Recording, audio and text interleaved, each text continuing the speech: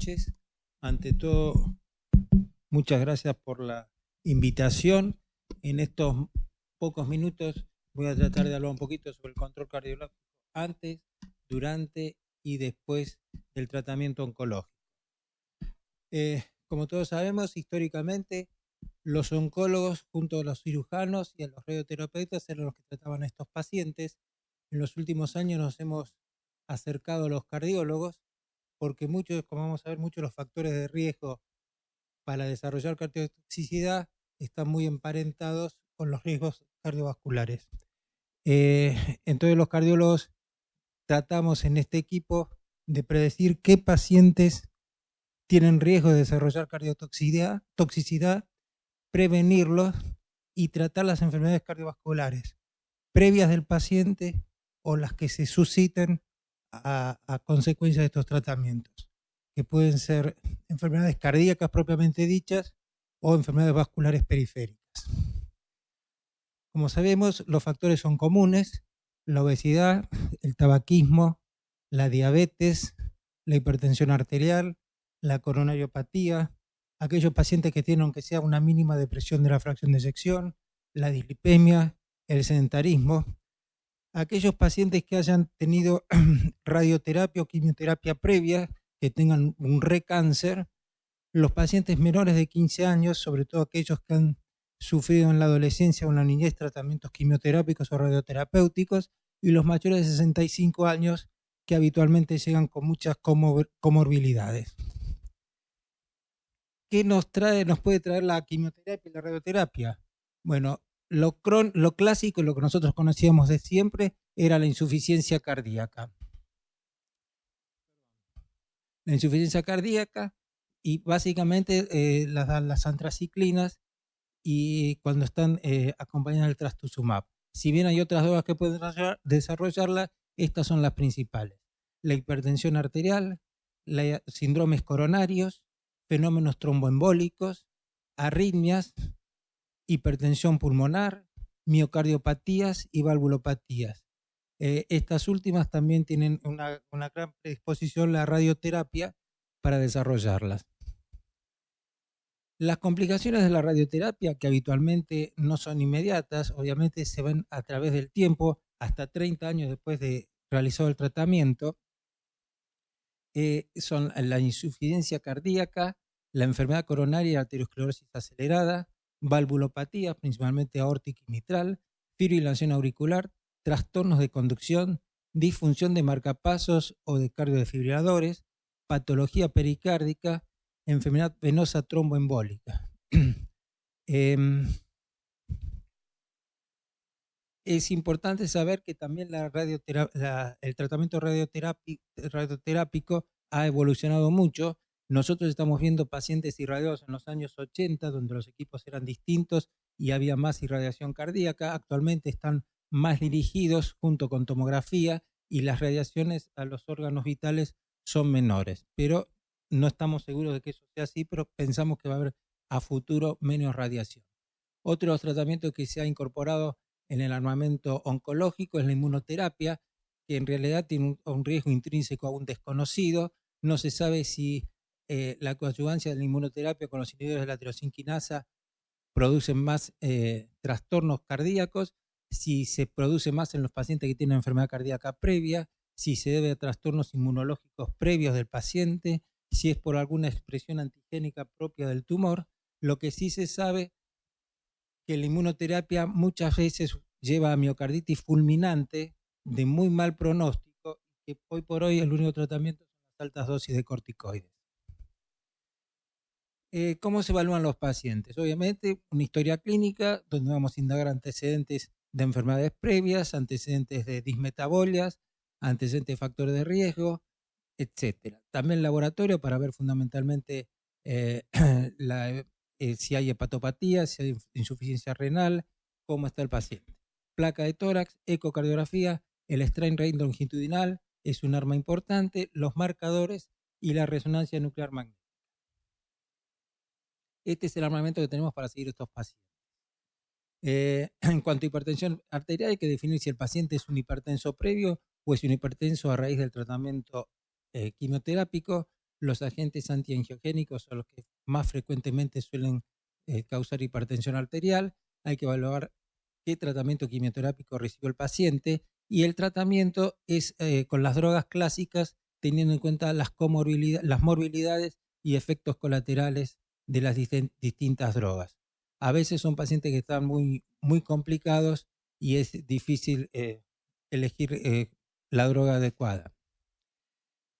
Otras cosas que puede pasar con los tratamientos quimioterápicos, la isquemia miocárdica.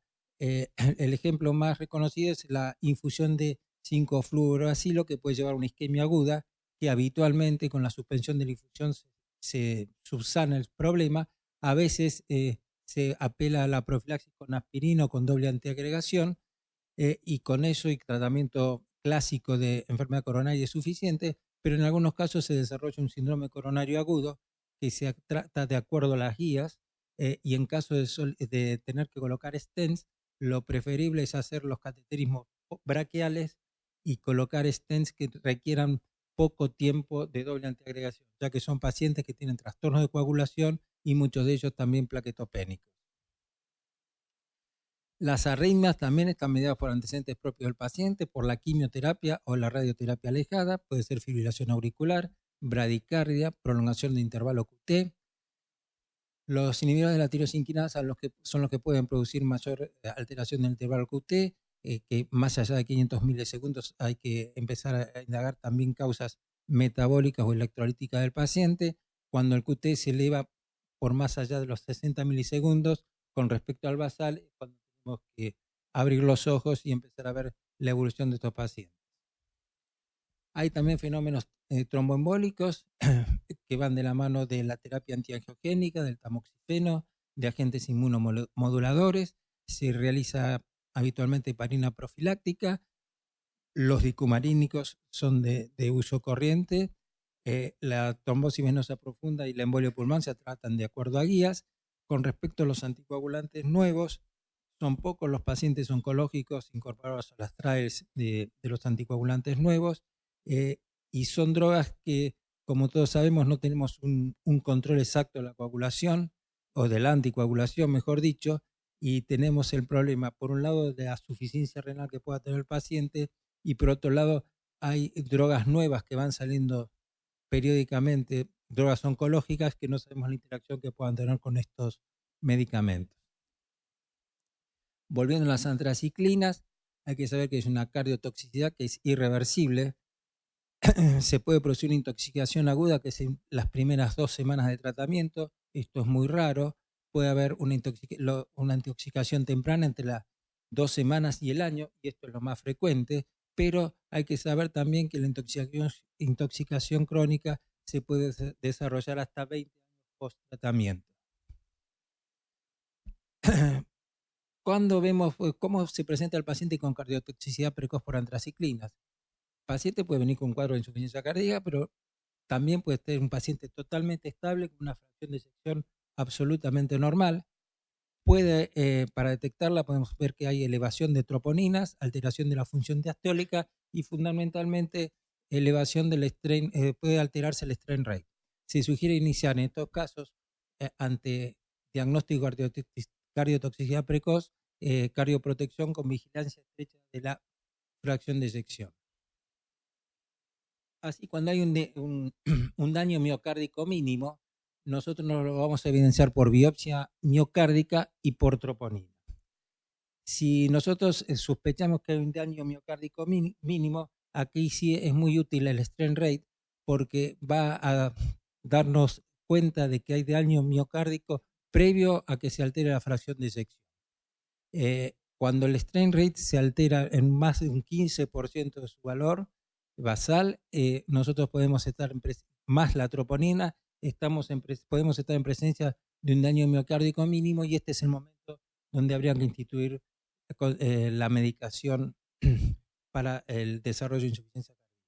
Si el proceso evoluciona, vamos a la disfunción de cámara, donde ahí sí se altera la fracción de eyección, y también se puede elevar el ProBNP, que como vemos es un marcador útil, pero relativamente tardío, porque se eleva una vez que aumenta la presión de cámara. Si el proceso continúa, llegamos a la insuficiencia cardíaca clásica, con todos los síntomas y signos habituales que vemos corrientemente. El seguimiento por imágenes de estos pacientes, lo más cómodo, lo más barato y lo que tenemos todos es el eco 2D. A veces el eco 2D no es del todo suficiente y en lugares donde se pueda tener contraste, se aplica contraste y con esto mejora sustancialmente la imagen. El eco 3D tiene casi el mismo rendimiento que la resonancia nuclear magnética, es muy útil, no todos los servicios lo tienen.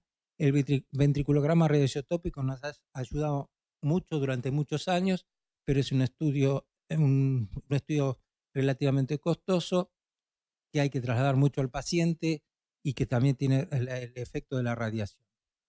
La resonancia nuclear magnética es el gold estándar para evaluar la función ventricular. Además de darnos idea de la función sistólica, nos da idea de la función diastólica y nos deja apreciar la caracterización tisular del miocardio. El estrés longitudinal es un arma de mucha utilidad, sobre todo para el diagnóstico de cardiotoxicidad precoz. Cuando decimos que un paciente está con insuficiencia cardíaca con cardiotoxicidad? Cuando hay un descenso de la fracción de eyección de más de un 10% del basal, cuando hay un descenso por debajo del 53%, según la ACE, de la fracción de eyección, cuando hay síntomas de insuficiencia cardíaca, cuando se altera la función diastólica o cuando se altera también el estrés longitudinal, que es un dato precoz. En cuanto a los marcadores, la troponina es el marcador que se usa con más habitualidad. Predijo hasta en 3 meses el deterioro de la fracción de eyección. Cuando persiste elevada más allá del mes, hay un 84% de eventos en los siguientes 3 años. Cuando la elevación es transitoria, hay un 37% de eventos a los 3 años. Y cuando es negativa, tenemos 0 a 1% de eventos a los 3 años. Como dijimos, el BNP es un marcador de aumento de presión de cámara y habitualmente es relativamente tardío para la detección precoz de la cardiotoxicidad. Factores de riesgo para desarrollar cardiotoxicidad con antraciclina: la edad, el sexo femenino, los antecedentes previos de quimio o radioterapia, el antecedente de cardiopatía y también un componente de susceptibilidad individual. En cuanto a las dosis de las antraciclinas, donde tenemos que poner alerta, si superamos las dosis de doxorubicina o adriamicina por arriba de los 550 gramos por metro cuadrado, daunorubicina por arriba de los 500 gramos por metro cuadrado, epirubicina 650 gramos por metro cuadrado y mitrosantonas 120 a 140 gramos por metro cuadrado. ¿Cómo seguimos a estos pacientes? En el caso del tratamiento con antraciclinas, cuando no tienen factores de riesgo para desarrollar cardiotoxicidad, hacemos y la fracción de eyección se mantiene estable, continúa con su quimioterapia como habitualmente. En caso de que nosotros empecemos el tratamiento con antraciclinas y la fracción de eyección descienda 10%, o sea menor al 50%, se comienza a realizar la cardioprotección con las drogas que va a hablar la doctora Weinstein y también consideramos alternativas de tratamiento oncológico. En los casos que hay factores de riesgo para desarrollar cardiotoxicidad, cuando el paciente desarrolla cardiotoxicidad precoz, en base a todo lo que hablamos de marcadores, eco y clínica, se empieza a realizar cardioprotección con las drogas habituales y se hace una vigilancia estrecha de la fracción de eyección. Si no desarrolla cardiotoxicidad precoz, se va controlando y con eco y se va viendo y se continúa con el tratamiento habitual. Cuando adicionamos trastuzumab, pasa lo siguiente. Si el paciente no tiene factores de riesgo para desarrollar cardiotoxicidad, se hace un ecocardiograma basal y seriado cada 3 meses. Si la fracción de eyección se mantiene estable, se continúa con los ciclos cada 21 días. Si la fracción de eyección baja un 10%, se inicia la cardioprotección, se retrasan a los ciclos de quimioterapia y se va evaluando por ecocardiograma hasta que recupere función ventricular. Hay que hacer notar que la cardiotoxicidad con trastuzumab habitualmente, no siempre, pero habitualmente es reversible. Así que si uno espera 1 o 2 ciclos, casi siempre la fracción de eyección vuelve a su valor normal. Cuando hay factores de riesgo para desarrollar cardiotoxicidad, se hacen eco y biomarcadores en ciclos alternos. Un eco, preferentemente con strain rate, un ciclo y al ciclo siguiente biomarcadores. Cuando aparecen signos de cardiotoxicidad precoz, se inicia la cardioprotección y se retrasa un ciclo. Si con el seguimiento de eco y biomarcadores no se desarrolla cardiotoxicidad precoz, se continúa con los ciclos como habitualmente. ¿Cómo es el seguimiento alejado de estos pacientes? Una vez terminado el tratamiento. En los pacientes que se ha hecho quimioterapia se hace eco 2D cada 6 meses durante 2 años y luego anualmente hasta 10 años. En cuanto a la radioterapia, el seguimiento es con eco y prueba funcional por el desarrollo de enfermedad coronaria precoz, y esto se hace cada 5 años hasta completar los 30 años. Cuando la fracción de eyección basal está menor a 30%, hay contraindicación de quimioterapia. Un interrogante que por ahí la doctora Weinstein nos habla después es qué pasa con estos pacientes si uno les da sacubitril valsartán y les mejora un poquito la función ventricular. Es una incógnita, todavía eso no está. Bueno, muchas gracias. Buenas tardes a todos. Bueno, como dijo el doctor, soy la doctora Weinstein, pertenezco al Consejo de Cardiología Clínica y Terapéutica y vamos a hablar un poquito de prevención en pacientes que reciben quimioterapia. En los últimos años lo que vimos es un progreso de la oncología que ha mejorado la sobrevida de los pacientes que son tratados por cáncer, y esto llevó paralelamente a un aumento de los efectos adversos cardiológicos. Sabemos que la insuficiencia cardíaca que se presenta durante o después de completar el tratamiento es una complicación bien conocida que causa aumento de la mortalidad de estos pacientes.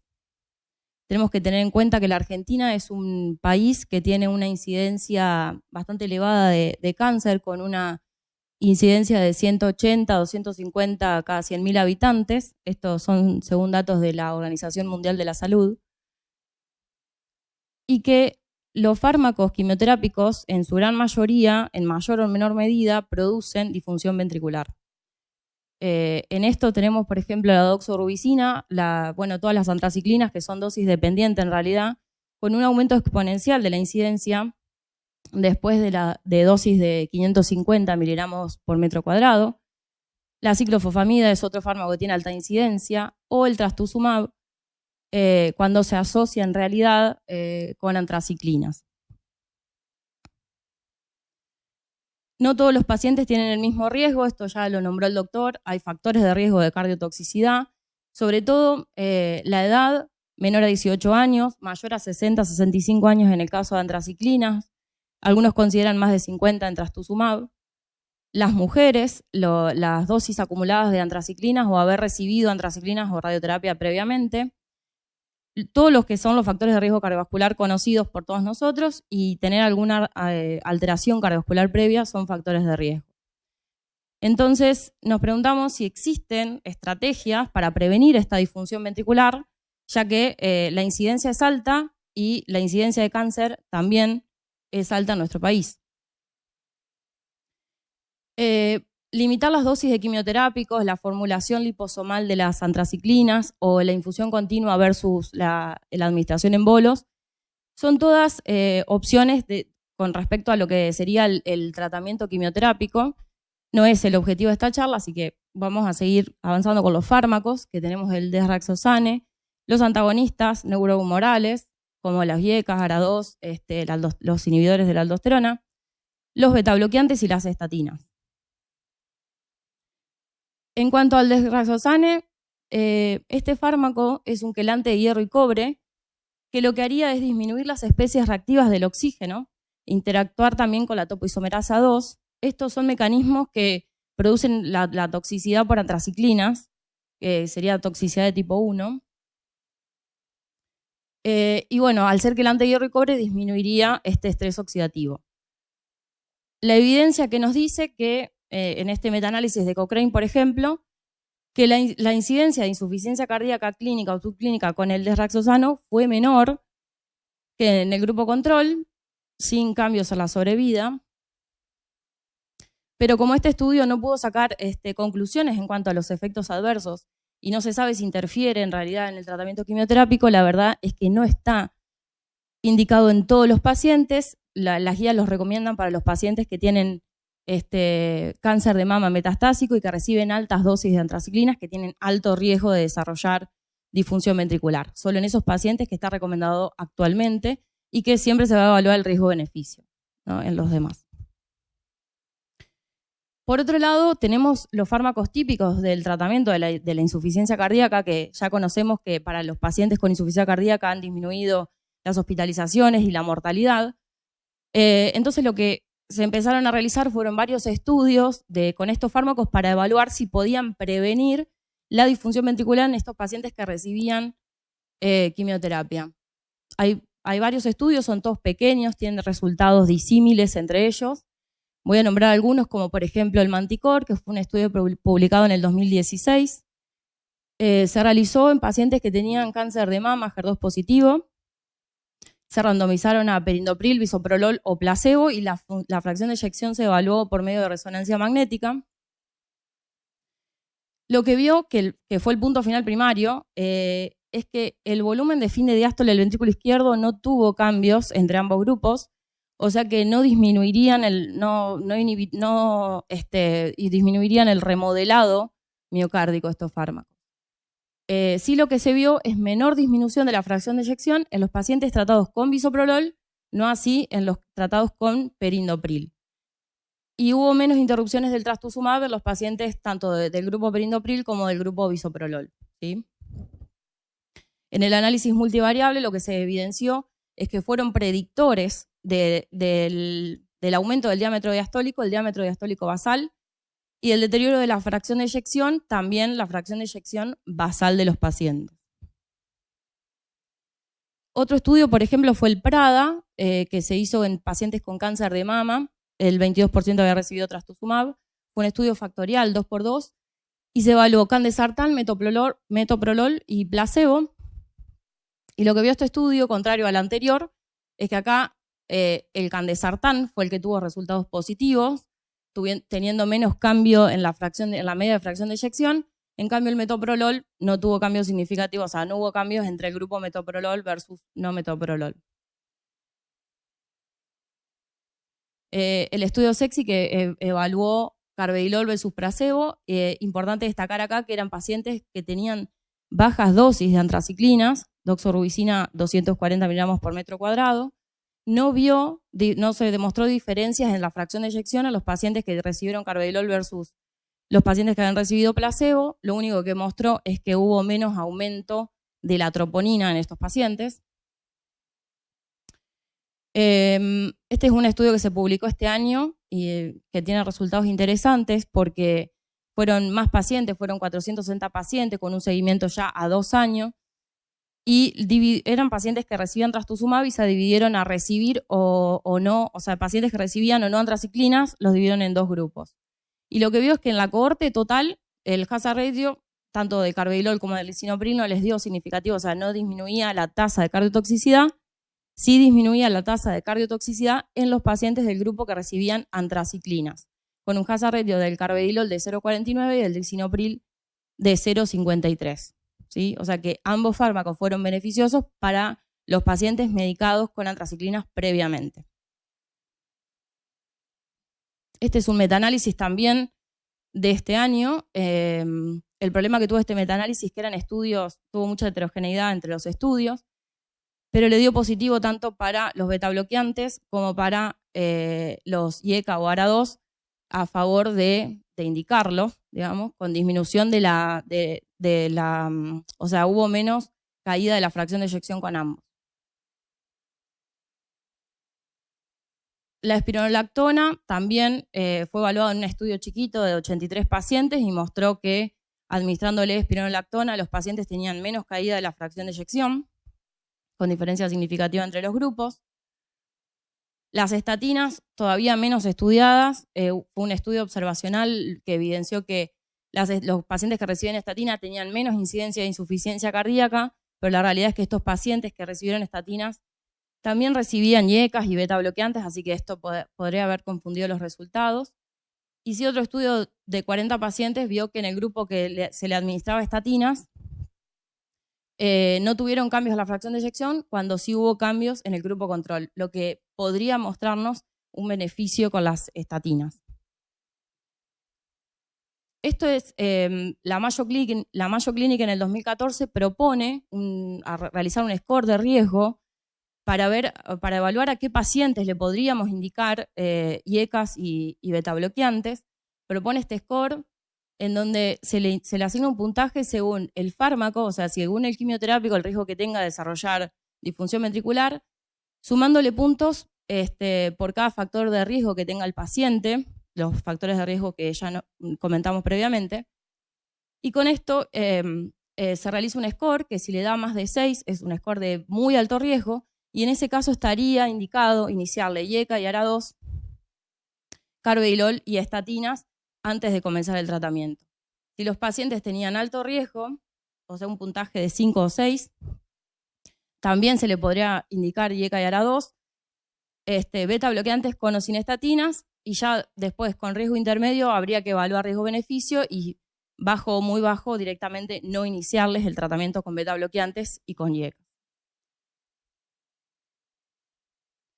En cuanto a la prevención secundaria, ya se considera prevención secundaria cuando el paciente presenta alteraciones de la troponina, como recién comentó el doctor, o del strain, que son cambios en realidad subclínicos, pero que ya consideramos que tienen alteración y que es probable que esos pacientes evolucionen a disfunción ventricular. Hubo un estudio que evaluó la prevención guiada por troponina positiva y le dio enalapril a los pacientes con troponina positiva versus un grupo control, y vio que los que recibían enalapril no presentaron disfunción ventricular, en cambio los pacientes que no lo recibían sí evolucionaban hacia la disfunción ventricular. Además, el ICOS-1, que fue un estudio del año pasado, comparó darles prevención primaria versus darle prevención secundaria con troponina positiva y no vio una diferencia significativa entre los grupos, con lo cual podemos decir que guiarlo por troponina sería óptimo, ya que habría pacientes que no tendrían que utilizar enalapril y evitaríamos más efectos adversos, ¿sí? Guiándolo por troponina. En cuanto al strain, hay un estudio chiquito, se están evaluando más estudios al respecto de esto, que mostró que cuando le damos carvedilol a los pacientes que tienen un strain de menos de 11, menor o igual a 11, los pacientes tienden a mejorar la fracción de eyección. En cambio, cuando no se lo administramos y los pacientes presentaron disfunción, alteración del strain, tienden a una disfunción ventricular creciente a lo largo del tiempo. Este dato también es interesante porque atacaría de la misma forma que la troponina en un estadio subclínico a la disfunción ventricular.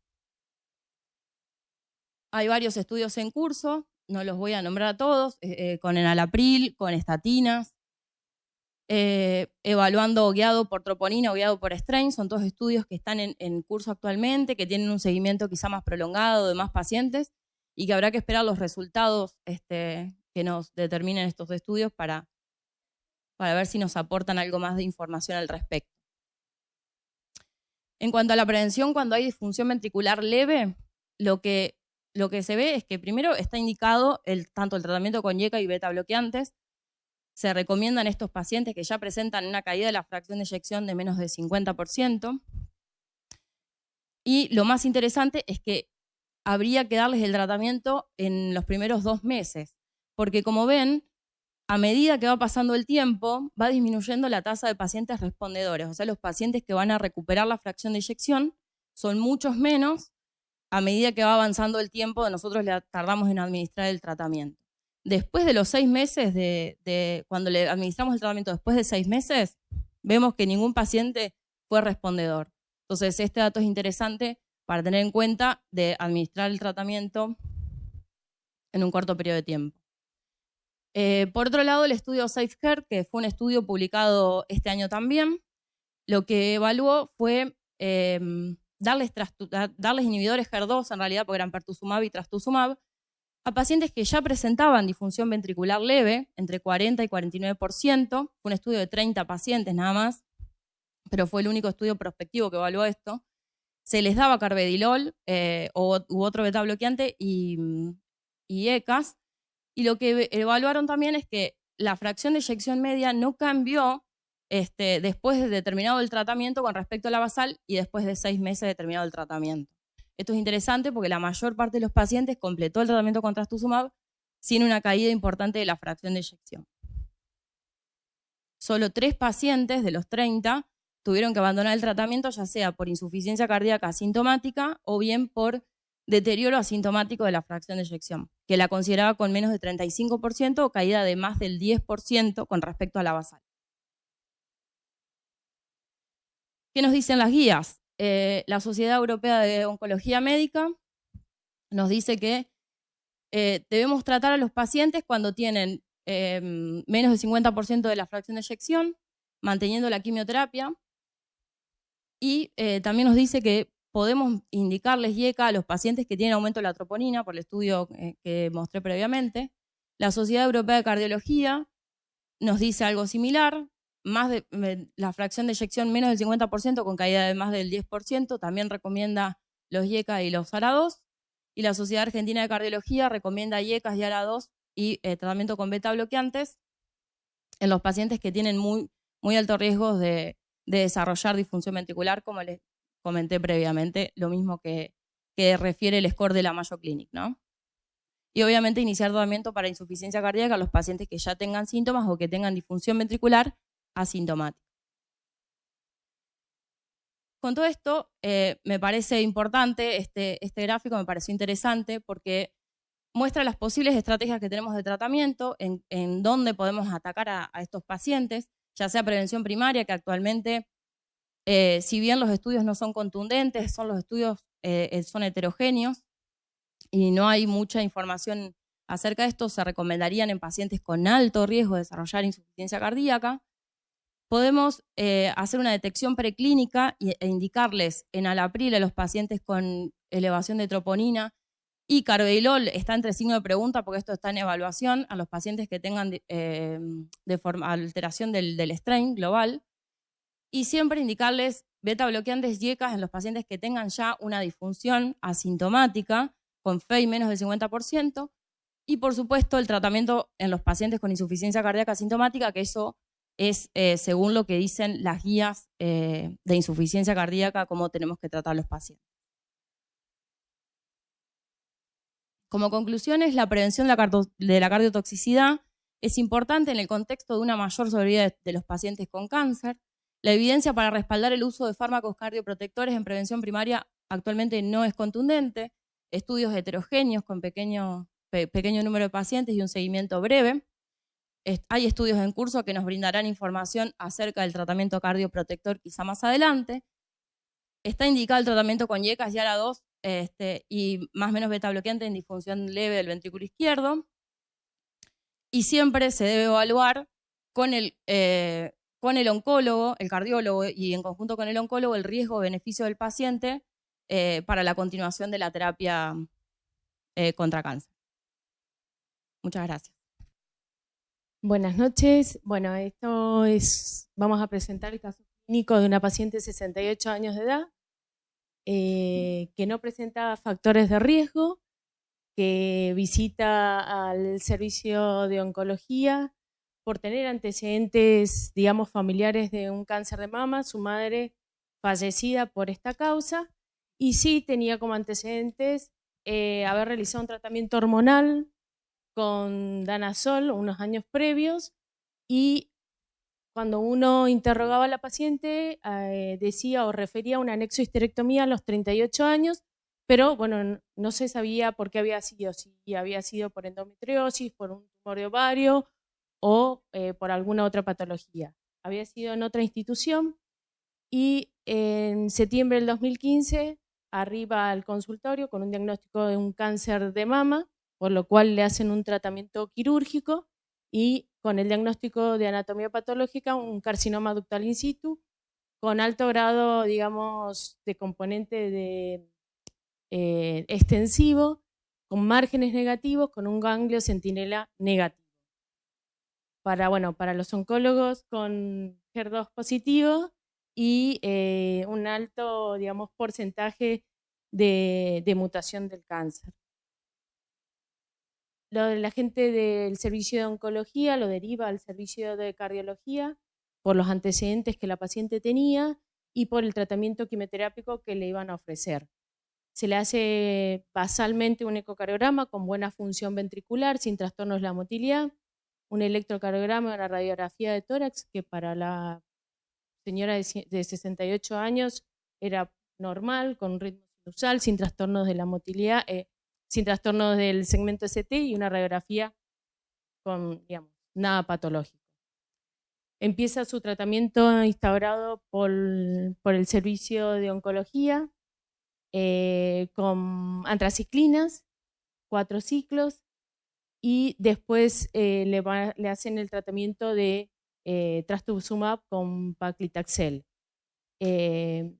Empiezan los ciclos de este tratamiento en febrero hasta julio del 2016, en donde se empiezan a hacer controles ecocardiográficos.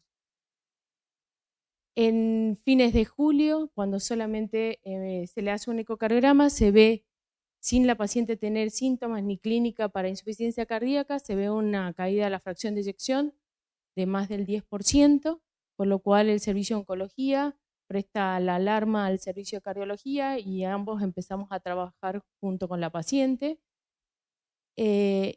por lo que se empieza tratamiento para la disfunción ventricular con IECAS y beta bloqueante. La paciente completamente asintomática hasta el momento, se suspende el tratamiento oncológico. El ecocardiograma mostraba la disfunción ventricular sin trastornos segmentarios de la motilidad, con los diámetros, digamos, en ese basal normal, sin, digamos, aumento de los diámetros. Las imágenes no son las mejores porque justo es cambio de sistema, así que no van a ser las mejores, pero créanme que tenía 40% de fracción de eyección. Se le sigue ya, digamos, más cercanamente a la paciente con estudios ecocardiográficos al mes y se ve una caída un poquito de fracción de eyección, 38%. Paciente totalmente asintomática en clase funcional 1 con el tratamiento instaurado que fue enalapril 5 miligramos y carvedilol 325 cada 12. A los 3 meses de haber realizado la primera caída de la disfunción, digamos, de la fracción de eyección, vuelve a caer la fracción de eyección, llegando a un 27%, sin aumento de los diámetros, en realidad un poquito el diámetro diastólico y sistólico, pero no con grandes diferencias, pero sí diferencias con el basal de casi la mitad de la fracción de eyección. Con esto llevamos casi un año del inicio del tratamiento con una caída de la mitad de la fracción de eyección. La paciente continúa con nosotros en seguimiento por el consultorio, digamos, de cardiología. Se le hace el nuevo ecocardiograma a los 3 meses ya con la disfunción, o sea, a los 3 meses del último, que fue en diciembre, en donde mostró la peor caída, completamente asintomática, en clase funcional 1, y ya empieza, digamos, a incursionar nosotros en el consultorio, con lo que sería para el consultorio de insuficiencia cardíaca, ya llevaba 6 meses de la disfunción. Electrocardiograma sin cambios con respecto al previo de ella, y vuelve otra vez con las pautas de, obviamente, de alarma, de lo que sería para falla cardíaca, con su plan de vacunación de antigripal para el invierno, y la volvemos a ver en septiembre, sin internaciones, sin intercurrencias, sin clínica, completamente asintomática y con una fracción de eyección de 45%.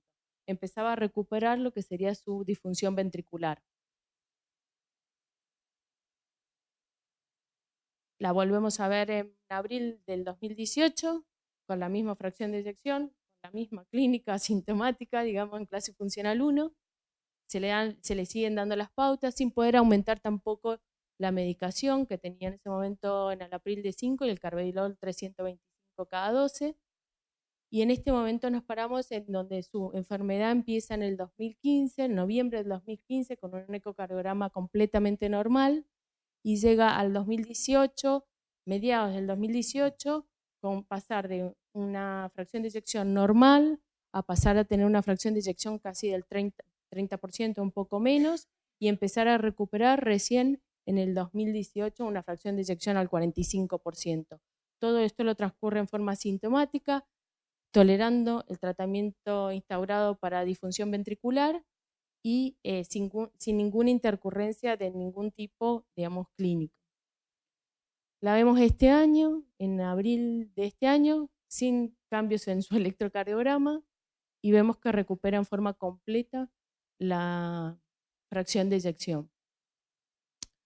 Esto es un resumen de un poco de su historia clínica desde el 2015 hasta ahora. O sea, pasaron 4 años casi de su enfermedad con estas variaciones en la fracción de eyección, con las variaciones ecocardiográficas, pero sin variaciones en la clínica. O sea, siempre permaneció en clase funcional 1.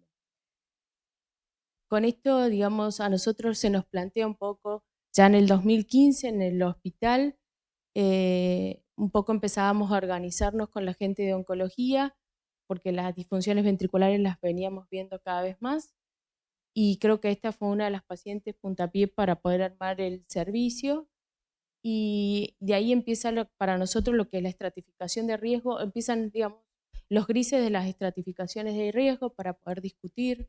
Hay diferentes scores de estratificación. ¿Cuál entraría esta paciente? Si en algunos entraría más de una estratificación de alto riesgo y en otros no. La relación causa-efecto de la medicación y el tratamiento. La duración de la disfunción ventricular. Si es una disfunción ventricular, digamos, la duración es, digamos, normal para el tratamiento instaurado, o debería haber recuperado al año, o uno tiene que ver este tipo de recuperación de más de 3 años de evolución, y si es normal que esta disfunción ventricular severa a la que llegó siempre permaneció en forma asintomática, si eso fue, digamos, porque tuvimos la suerte de verlo justo a tiempo, o porque realmente la paciente, el tratamiento instaurado fue el que la benefició. Y también nos llamó mucho la atención que la disfunción, digamos, siguió a pesar de que el tratamiento con trastuzumab se suspendió. O sea, el 40% se suspende y aún así cae a los 6 meses, donde tiene la peor caída de la fracción de eyección. Y si esto nos haría, digamos, pensar si el tratamiento durante la quimioterapia y en el seguimiento, cómo seguiría en esta paciente, debido a que pasó 4 años de disfunción ventricular, a pesar de que ahora tiene una fracción de eyección normal, si esto sería puntapié para que ese miocardio, digamos, pudiera ser más lábil para alguna otra noxa y volver a caer en disfunción ventricular. Muchas gracias.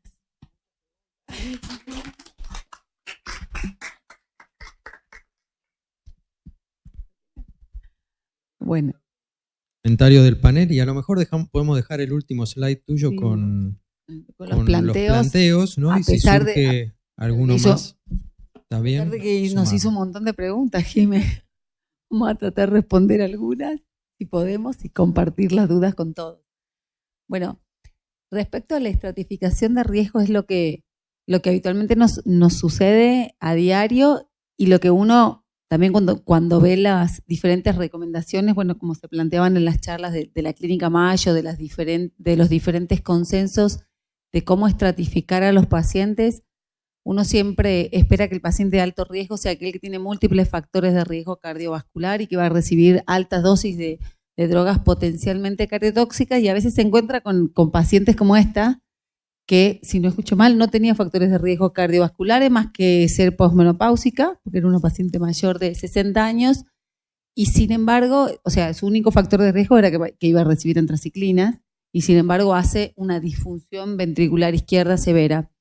Y otro tema, para dar lugar para que todos hablen, es el hecho de remarcar lo que también nos sucede en la práctica diaria.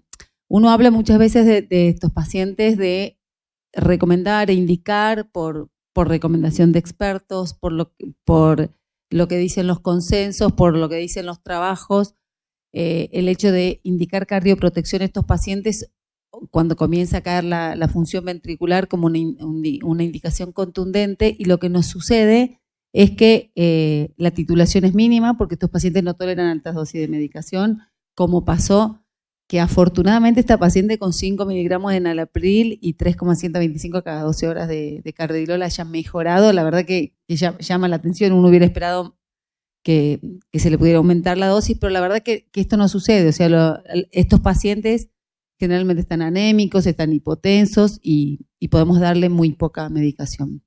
Simplemente podríamos hablar. No, brevemente, primero felicitar a los expositores.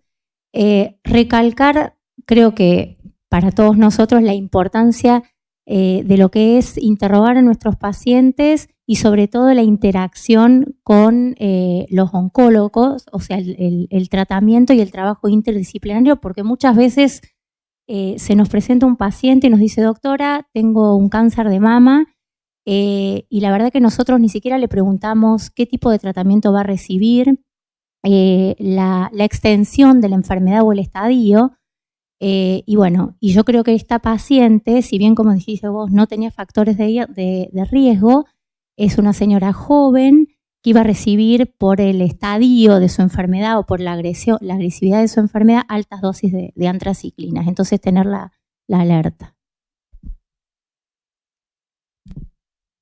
Bueno, felicito de vuelta a los expositores porque las presentaciones fueron muy buenas. Y bueno, creo que en este caso quizás es importante también remarcar el hecho de que cuando hablamos de antraciclina, también como la vedette de la cardiotoxicidad, sabemos que la antraciclina puede generar cardiotoxicidad aguda o crónica, ¿no? Y si bien esta paciente hizo la disfunción ventricular intratratamiento con trastuzumab, hacía pocos meses que había hecho obviamente tratamiento con antraciclinas, y eso no la saca de juego de todavía tener potencialmente cardiotoxicidad por antraciclinas, ¿no? Y ya cuando hablamos de combinación de drogas, obviamente sabemos que aumenta el riesgo de cardiotoxicidad en los pacientes. Ya está estudiado que el trastuzumab, cuando se infundía en forma concomitante con las antraciclinas, tendría alto porcentaje de cardiotoxicidad, por eso es que se infunde de manera secuencial para disminuir el riesgo, pero sabemos que es mayor obviamente que el que haga una sola droga o la otra. Y en este caso por ahí entra un poco en discusión la posibilidad de haber hecho quizás strain longitudinal o troponina, como para haber tenido algún factor de disfunción subclínica en esta paciente. Subclínica siempre nunca tuvo síntomas, digamos, pero de disfunción previa a la caída de la fracción de eyección, que ya nos encontramos con el 40%, y quizás uno podría haber adelantado un poquito antes el tratamiento. Y como bien dijimos, es una paciente que no tenía factores de riesgo, pero ya tenía 68 años y era de sexo femenino y recibía antraciclinas, que por el score de la clínica Mayo ya las antraciclinas les da 4 puntos de riesgo de cardiotoxicidad, y ya sumando un factor más como puede ser la edad en ella, ya la coloca en riesgo intermedio a alto, en riesgo alto o muy alto si tuviera otro factor de riesgo, y ya es un subgrupo que uno debería empezar a plantearse la prevención farmacológica, ¿no? Como una posibilidad, como que ya de por sí las antraciclinas tienen tanto peso que el resto de los factores de riesgo cardiovasculares, por más que no los tenga, hay que darle más relevancia a ese paciente. Bueno, la verdad que las exposiciones fueron muy interesantes, el trabajo también.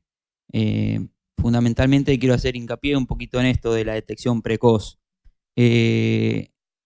La paciente en este caso tuvo la suerte, entre comillas, de haber desarrollado disfunción ventricular en el seguimiento temprano de su tratamiento.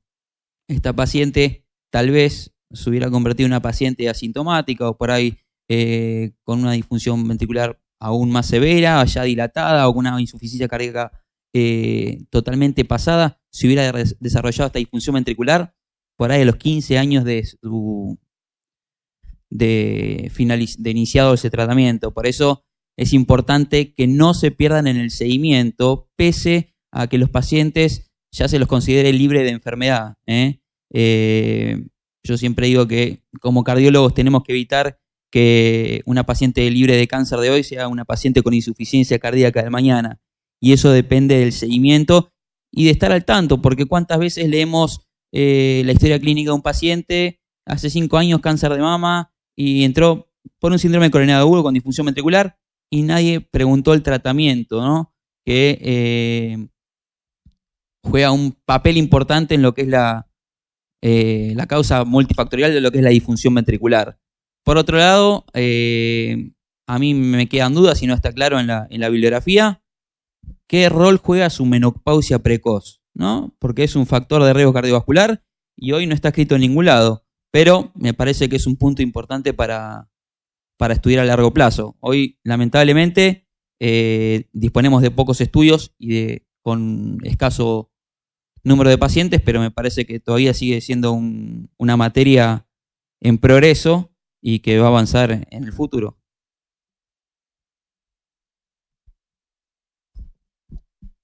Una pregunta que me parece muy difícil de responder es ¿hasta cuándo tratar? Que decía Jimena, ¿sí? O sea, en un paciente que recupera la función ventricular, uno cuando observa los mecanismos por los cuales se produce la insuficiencia cardíaca en estos pacientes ve que los mecanismos son múltiples. En algunos casos se comporta como una miocarditis y uno a veces dice, cuando tengo una miocarditis y deterioro severamente la función ventricular, uno hoy no recomienda suspender el tratamiento porque sabe que esos pacientes tienen recaídas.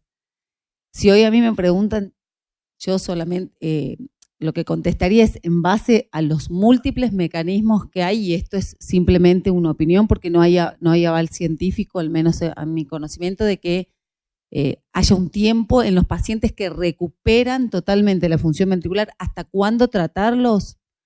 No sé de que haya bibliografía contundente que avale la indicación de suspender. Lo que sí sé es que hay grupos muy pequeños en los que sí se ha suspendido y anduvieron bien. Son trabajos de incluso de 18 pacientes reportados, en los que se suspendió el tratamiento habiendo recuperado la función ventricular y los pacientes anduvieron bien, con seguimientos muy cortos, menores de 2 años. Pero lo que yo me animaría a decir es, en base a la corta experiencia, a lo que uno escucha y a lo poco que ha leído, y comparando, obviamente haciendo una analogía con la miocarditis, es que yo no le suspendería la medicación a esta paciente, la dejaría con IECA y con betabloqueantes. No sé, el doctor Lax, el doctor Boschis, ¿qué opinan al respecto? Me gustaría saber la opinión de ustedes. Muchas gracias. Y la verdad, le estaba comentando a Jorge, sacaste la pregunta o el comentario, ¿no? Justamente era exactamente el comentario que iba a hacer. Yo creo que con este tipo de pacientes que han tenido una caída de la fracción de eyección tan severa, ¿no? Como uno puede homologarlo, que es una miocarditis, una posmiocarditis, si fuese mi paciente, yo seguiría con dosis. Esas dosis son dosis bajas, la ha tolerado muy bien. Sabemos que son drogas muy nobles, digamos, porque las usamos todos los días como droga crónica, y yo me sentiría tentado a dejarla a la paciente medicada con este esquema.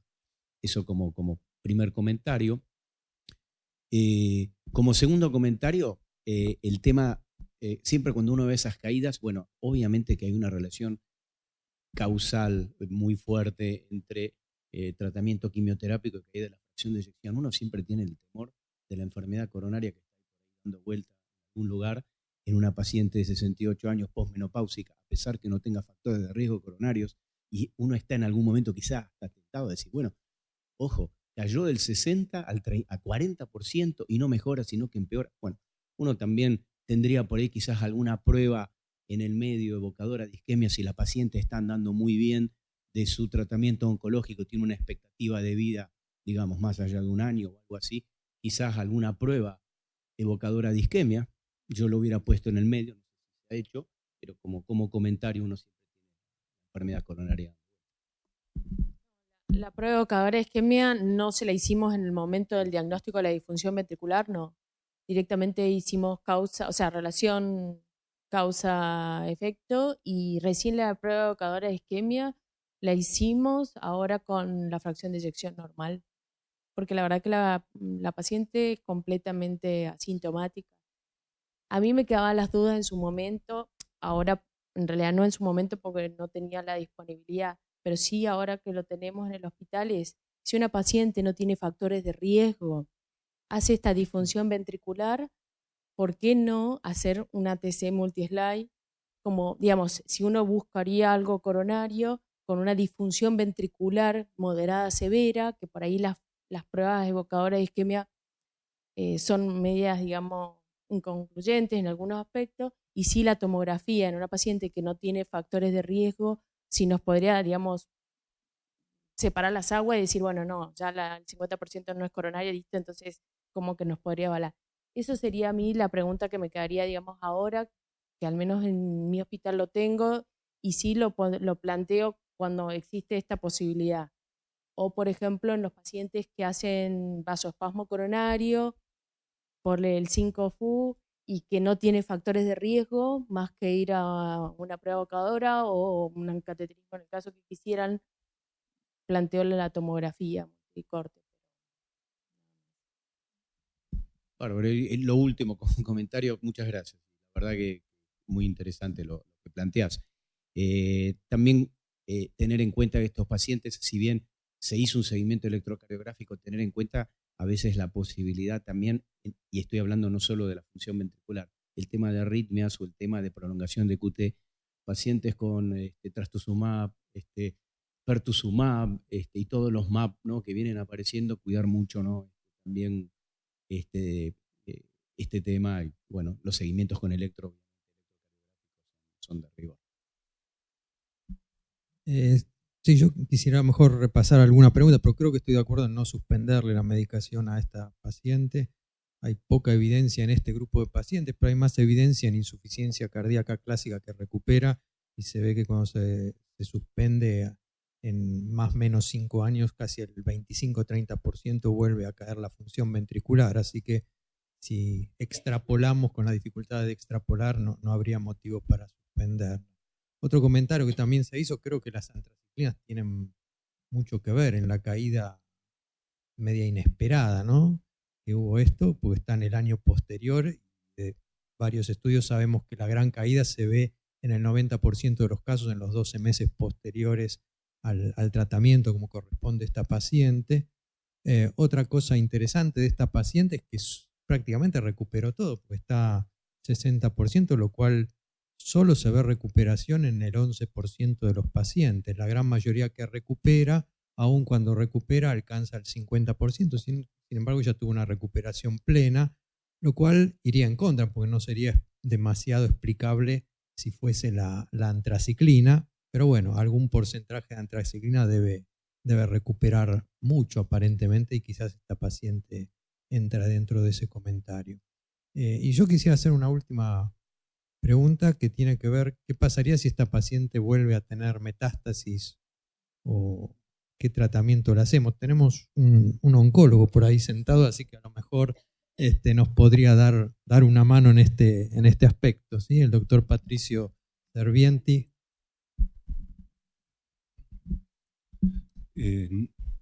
Sí, hay varias cosas en realidad, me fueron surgiendo a lo largo de toda la presentación, pero puntualmente, Jorge, lo que preguntás, en principio el día de hoy esto es una paciente receptores positivos, ER2 positivo, pero una paciente que es receptores positivos en primera línea de tratamiento metastásico. Normalmente no hacemos quimioterapia, hacemos hormonoterapia. A la hormonoterapia, en aquellas pacientes, en este caso es ER2 positivo, deberíamos ver si podemos utilizar asociado a la hormonoterapia un tratamiento anti-ER. Los tratamientos anti-ER post-trastuzumab, tanto pertuzumab, neratinib como TDM1, son mucho menos cardiotóxicos que el trastuzumab. La caída de la FEI durante el tratamiento se produjo durante el tratamiento con trastuzumab, y en realidad, más que pensar, las antraciclinas habían recibido una dosis baja, no pasó de 240 miligramos metro, y si bien es cierto que existe hasta una toxicidad aguda y que la dosis podría no estar relacionada, en este caso puntualmente, la desarrolla durante el uso de trastuzumab, donde sabemos que el mecanismo es distinto y que muchas pacientes sí recuperan. Así que a lo mejor hubo parte de las dos cosas y probablemente haya recuperado aquello que estuviera más relacionado con el mecanismo de acción del trastuzumab. Claramente no le harían traciclinas. Tendría que ser una situación muy compleja de la paciente, una crisis visceral, tal vez que requiriera trastuzumab como única opción como para hacerlo, si no son drogas que, habiendo un arsenal terapéutico muy importante, no volvería a utilizar, pero sí es una paciente que se puede tratar, tanto con hormonoterapia, como comentaba, como eventualmente con terapias anti-ER. Para hacer quimioterapia, los otros citostáticos probablemente tengan menos toxicidad y en realidad va a haber que poner a la paciente en una balanza de riesgo-beneficio y ver qué es lo que se puede o no se puede hacer. Lo otro, un poco comentaba el doctor de la prolongación del QT. Las dos drogas que tenemos, una es nueva justamente, y es en otras charlas hemos comentado que importa el intervalo QT y que tiene que medirse al inicio del tratamiento, es el ribociclib. El ribociclib, si esta paciente fuera ER2 positivo, receptores positivos y ER2 negativo, la primera línea metastásica sería una hormonoterapia asociada a un inhibidor de ciclinas. El único inhibidor de ciclinas que el día de hoy mostró beneficio en sobrevida global es el ribociclib, que tiene hasta un 3% de prolongación de QT y que tiene que hacerse medición del QT el día 0, a las 2 semanas, a las 4 semanas y a las 8 semanas. En realidad porque se estudió más, pero el tamoxifeno tiene probablemente más tasa de prolongación del QT que el ribociclib, pero serían estos. Probablemente los monoclonales en particular no tengan tanta injerencia sobre el QT, sí específicamente los inhibidores de ciclina y específicamente el ribociclib, que es clave estudiarlo y que es un paciente que debiéramos mandar al cardiólogo antes de empezar el tratamiento. Así que la respuesta es sí, podría ser tratamiento y no haría ninguna de las drogas que usamos hasta ahora.